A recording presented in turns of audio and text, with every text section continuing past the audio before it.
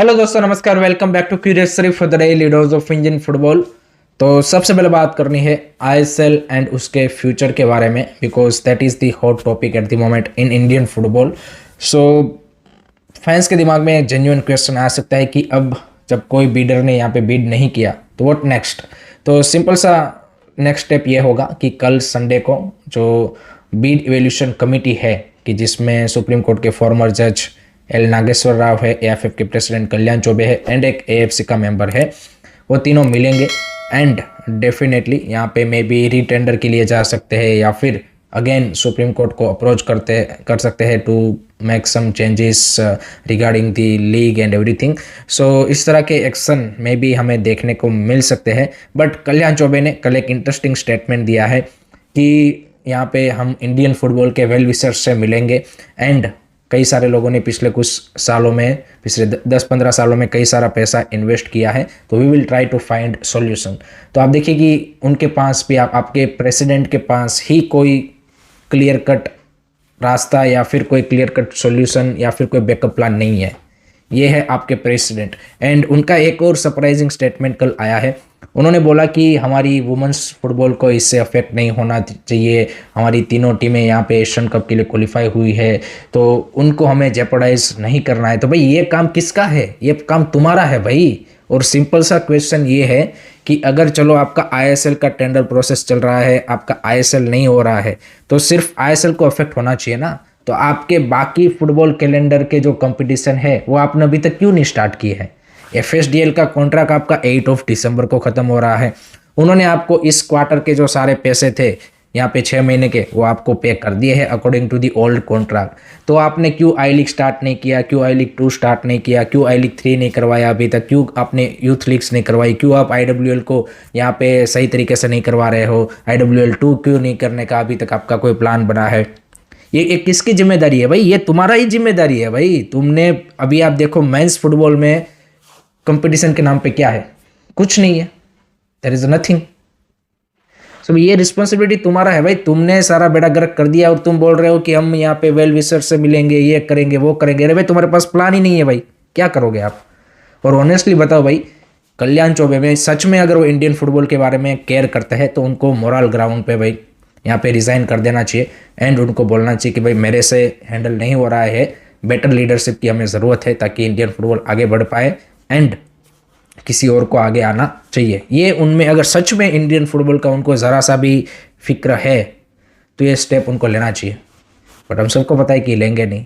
So that is the reality. On the other side आप देखिए, जैसे मैंने कल भी आपको बताया था कि भाई मोहन बगान ने अपने फर्स्ट टीम के ऑपरेशन सस्पेंड किए, उसी तरह से बाकी क्लब्स ने भी अब धीरे धीरे करना चालू कर दिया है। केरला ब्लास्टर ने कर दिया है, चेन्नई एफसी ने भी more of same he decision लिया है। सुपर कप के जो बेसिकली सेमीफाइनल में जो टीमें नहीं पहुंची है उन सब ने उसी डायरेक्शन में आगे बढ़े हैं। एफसी गोवा नॉर्थ ईस्ट ने अपने टीम को एक लंबा ब्रेक दे दिया है। बेंगलुरु एफसी भी आई थिंक बहुत जल्द वो डिसीजन ले लेगा। So this was expected thing. ये कोई यहाँ पे ऐसी चीज़ नहीं है कि जो एक्सपेक्टेड नहीं थी, बिकॉज आपके पास अब कुछ खेलने के लिए ही नहीं है। आपकी लीग कब स्टार्ट होगी, नो वन नोस।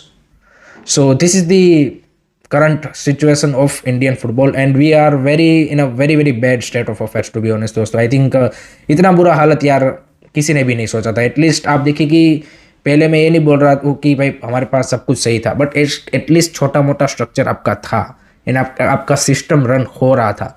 इन्होंने भाई सब कुछ बेड़ा गर्क कर दिया भाई, सब कुछ आते ही भाई सब कुछ डिस्ट्रॉय कर दिया।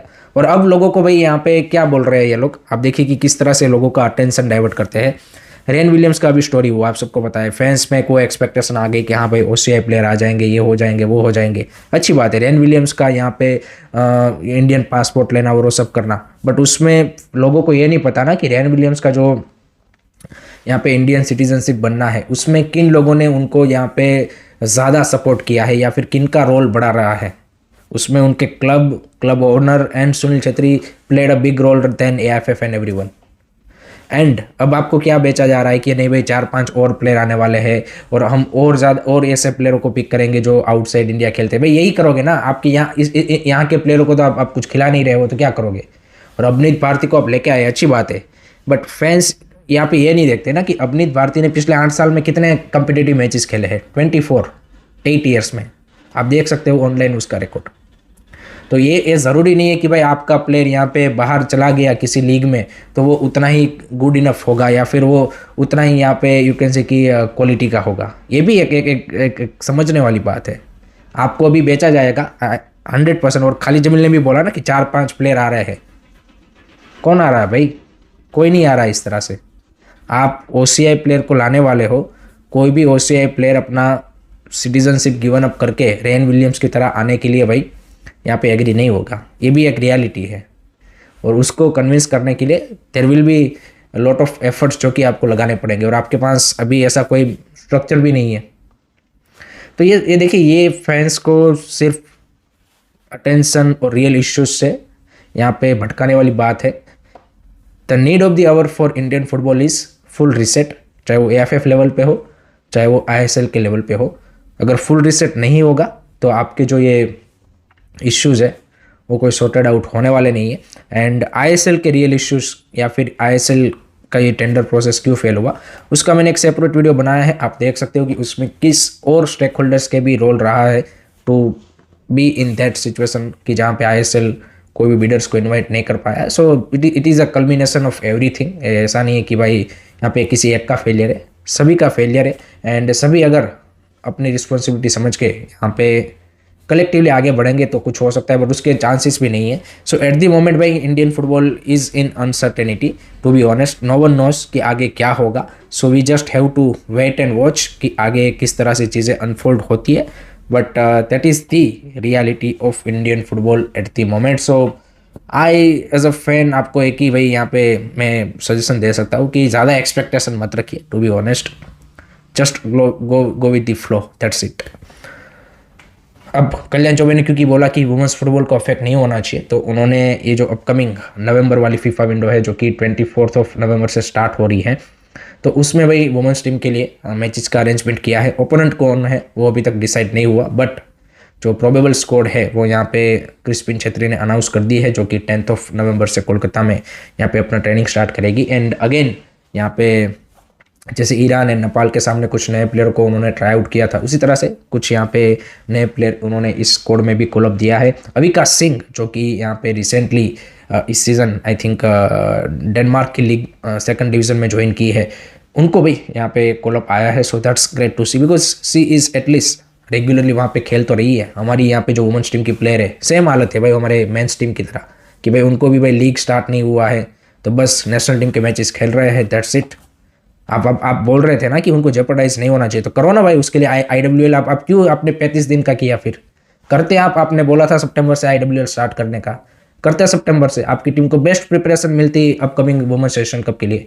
अब आप करोगे 20 दिसंबर से यहाँ पे IWL स्टार्ट, 15 दिन वो खिला के फिर जनवरी से कैंप लगा दोगे, 2 महीने में 5-6 मैचेस खिला दोगे और भेज दोगे यहाँ पे वुमेन्स एशियन कप खेलने के लिए। यही इनका बस वही है।